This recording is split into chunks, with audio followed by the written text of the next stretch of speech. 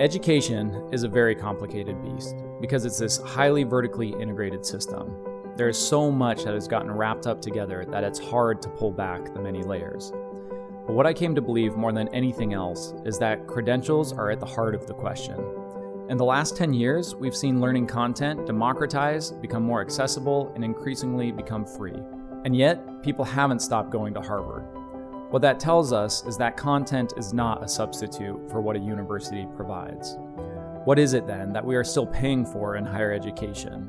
And what is it then that can ultimately curb this rise in tuition and student debt? Realizing that the credential is the heart of these many forces, we set out to innovate on how we recognize and credential learning. If you ask someone, tell me about your education, they tell you where they went to university or what degree they have. We only have one way to communicate our education and skills.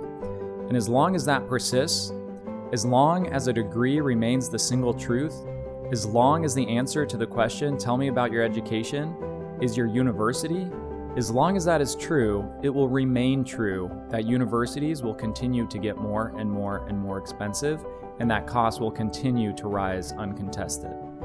Our mission, what we came to believe, is that we have to jailbreak the degree.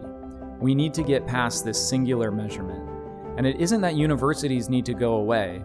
It's that college degrees have meant so much for so long, and everything else has meant so little. We need a way to make all of our learning matter. In today's world, we're learning all of the time, and it is just no longer sufficient to skip over years worth of learning, years of your career, to go back and answer with your college education. So we really believe this is the heart of the question. And as Degreed works to bring forward new ways of measuring our education and skills, that is going to unlock a wave of efficiency and cost savings, of pathways, of opportunity in people's lives, to reframe education and change what it means to be an educated person in today's world. And all of that will change education forever.